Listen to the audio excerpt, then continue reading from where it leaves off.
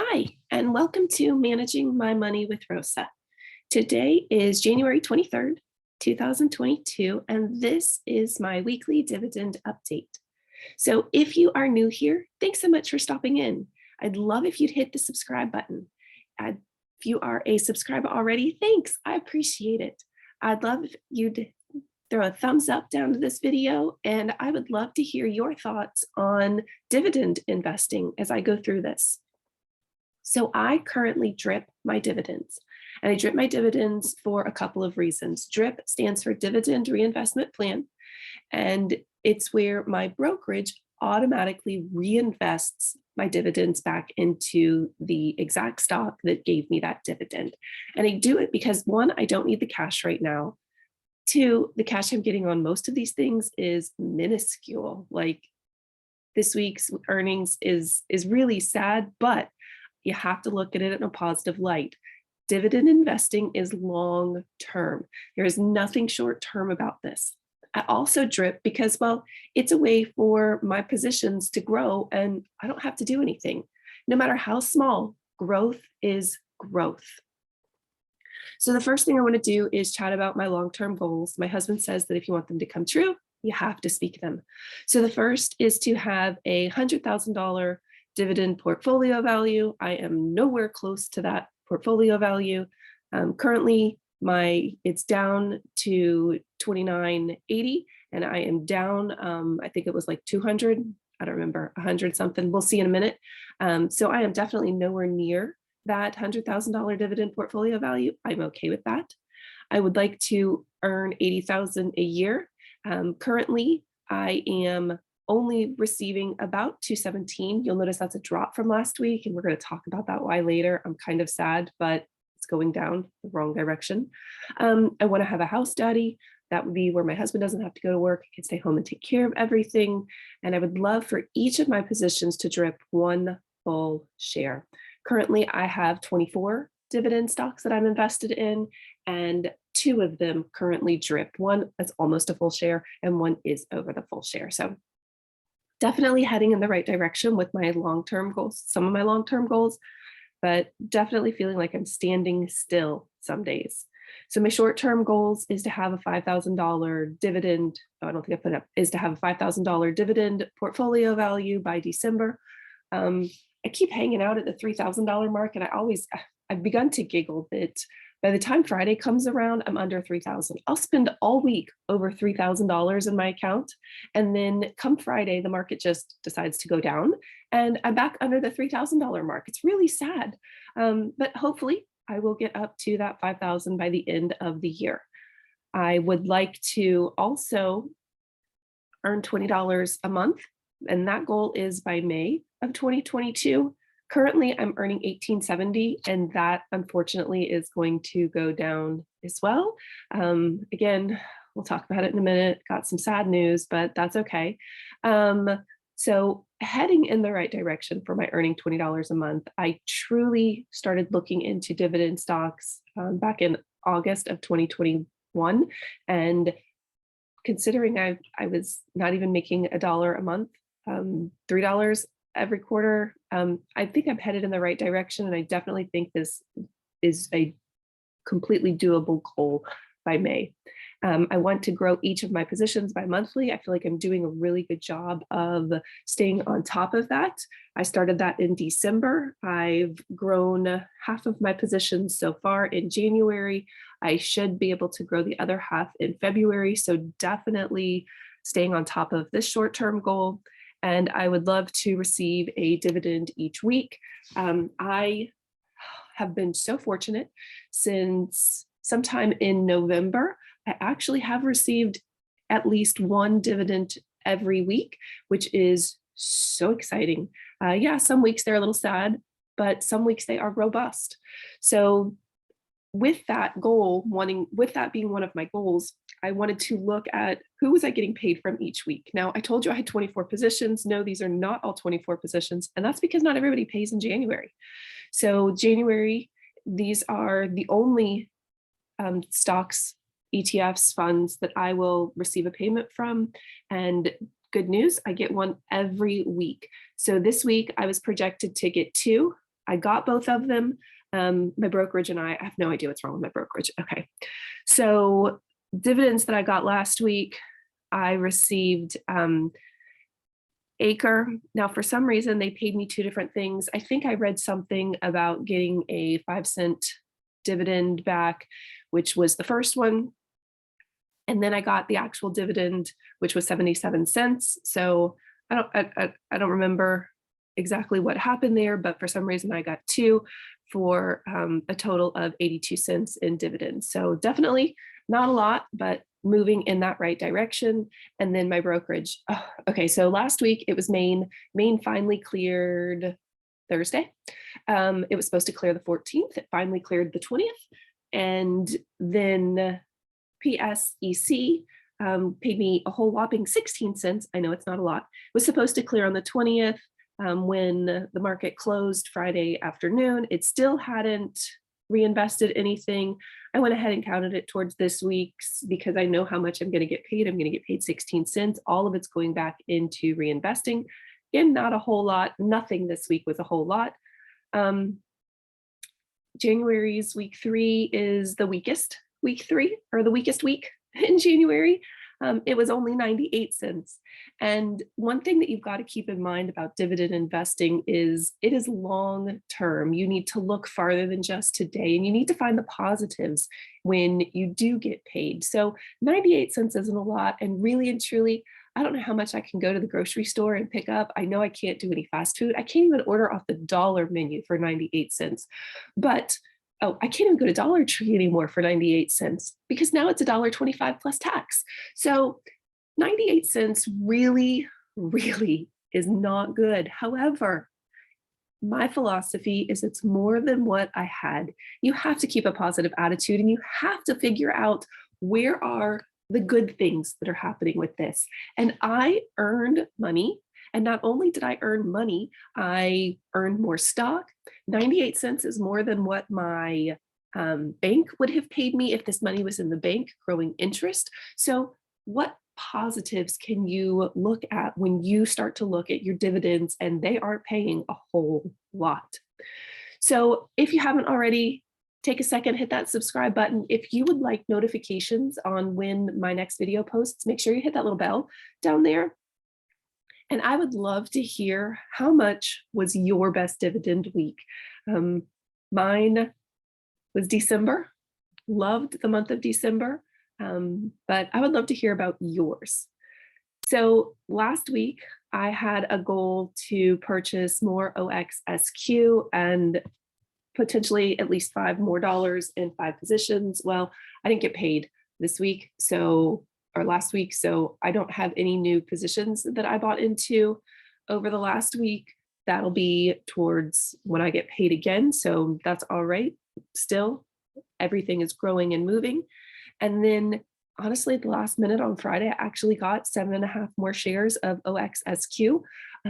If you are new here, I'm trying to get my OXSQ to drip 1 full share.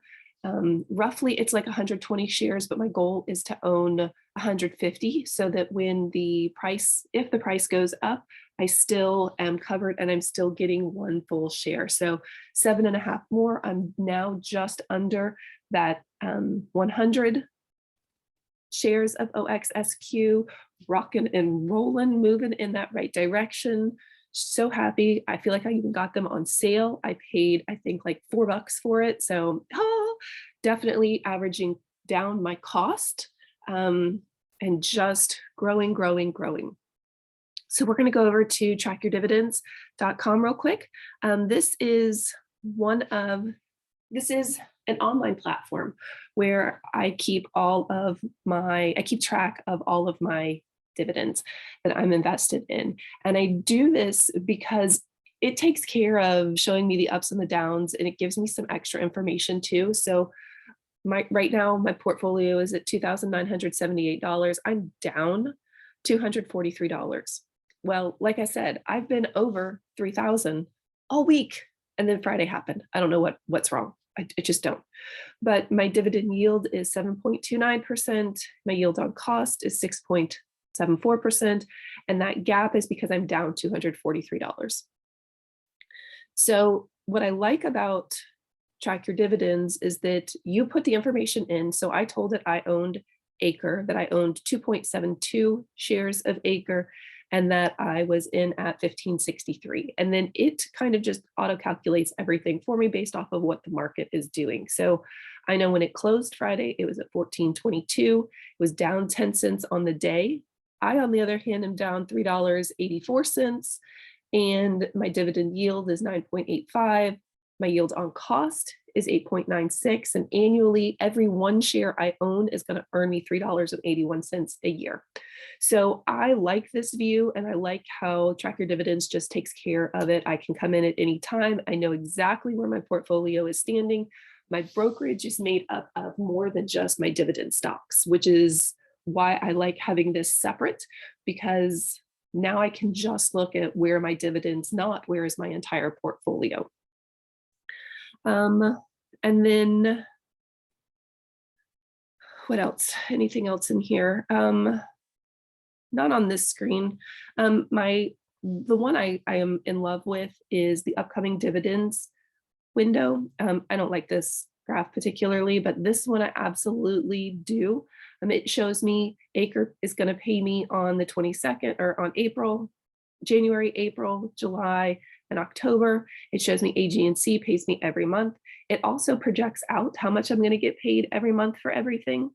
And then remember when I told you that I was $18.70 a week and how that was going to go down, and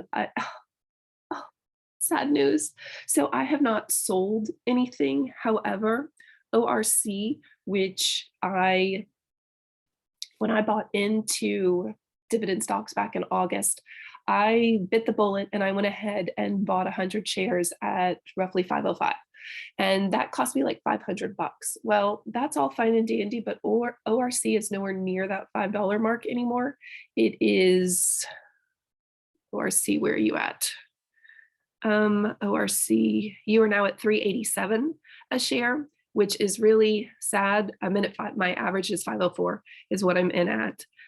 What got me was the rate of return, which is why I really wanted into ORC.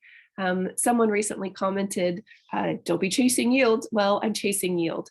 I am a lot more risky than some people. I'm trying to grow a portfolio with dividends, not with growth stocks. So there is a huge difference between what I am doing and what other people may be doing for dividends. I am investing for dividends to get paid. That is why I am investing, excuse me. Some of these stocks are short term. ORC is one that I am probably only going to be into for a little while, but I'm chasing that yield is what I'm doing, and I get it. And that came back to bite me in the butt this week. ORC announced that starting next month, the dividend payment would drop from 6.5 cents to 5.5 cents. So I'm about to lose almost $1 in payments every month because I took a risk and I jumped into a more high risk stock because I wanted the dividend. I was chasing the yield. So you need to be very careful. Know that I am not a financial expert. This is just my journey on investing. So keep that in mind. Anything you see me investing in does not mean you should go invest in it. Anything you recommend that I invest in doesn't mean I'm going to go invest in it. So just keep that in mind, that when you do dividends, or when you do stocks in general, they go up, they go down. And when you're expecting dividend payments, you've got to be careful because they can go up, they can go down. I'm in one aristocrat, and that's Altria Mo. And that one I expect to be both a growth stock. The stock will continue to go up, and I expect that dividend to increase. And that's just because they've done this for a while, over 50 years, where they have increased their dividends. So Altria is different than my ORC. My ORC, I knew when I got in, was risky. My Altria, on the other hand, I bought into it. I have 2 shares, and I bought into it because I wanted the security of Altria. This shows me that I'm getting paid every week in January. I can even look out now, and enough have come in and have confirmed that I'll be getting a check every week in February. I wasn't certain how that was going to go. This week was looking a little scary. However, since the last time we got together, the 24th has popped up. Yay! So, that's my ORC. So just knowing that I will be getting a check every month or every week in February. Yes, yes, yes. Definitely sticking on that streak of since November, getting paid every single week. And next week is this, and I won't get paid till the end of the week, $6.84 and then 87 cents. So I like that I can come in and see what's going on with everything. So we are going to leave these three numbers here because I have a spreadsheet. I'm a numbers nerd. Absolutely love, I love Excel. I'm not too keen on sheets just yet. I love it, but there are some things about it I really miss my Excel. So I like to come in, and I know that so far this year I've made $4.95 for the year. That's $5. Quarter one, I've basically made $5. Last year alone, I made $58.85. Again, I really didn't get serious until August, got my first payments in September. So that's how that journey went. And then I like to come over and I like to look at my projected. So remember I told you we were at 1870. Let me copy that real quick. Let me paste special. Actually, I want to copy all of them. Copy, paste special, because I just want the values. Otherwise, as I change these numbers, they'll change. So I'm also going to change up what I put over here, February, March, April, because my track your dividends shows that I'm still getting that 1765, because I will get 6.5 cents on my ORC this month. I'm just going to go ahead and move it to what I would be getting paid in February, March, and April to see where am I at projected wise. So 16, 17, 16, 17, 20, 21, I don't remember, 21, 20, and 1647, 1647, 1647. All right, so that dropped me by $1, almost $1. So will be getting $17.95. That's okay. I still truly believe I'm going to reach my goal by April of by May, which is to earn $20. And that's because I'm going to continue my investments where I'm increasing my positions $5 biweekly. I'm going to continue increasing OXSQ until I have reached that 150 shares by May. And then I will start to invest in something else so that it also drips. So loving, loving, loving my journey. A little sad this week, but that's okay. There are ups and downs in the market. And if you get in the market and think everything is going to be rosy and cheery and great, you've got the wrong colored rose glasses on, and you need to take them off, because you are going to have down days, you're going to have up days, and you need to realize the balance between them. And then this was my last year's where I ended up. So my quarter, remember I told you last time December was my best month.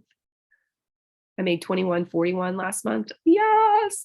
So stinking excited, got some extra payments and everything. So cannot wait to repeat that again over here. Right now we're sitting at 495, and that's all right. So definitely moving, and cannot wait to see what all happens as I go through continue through my journey.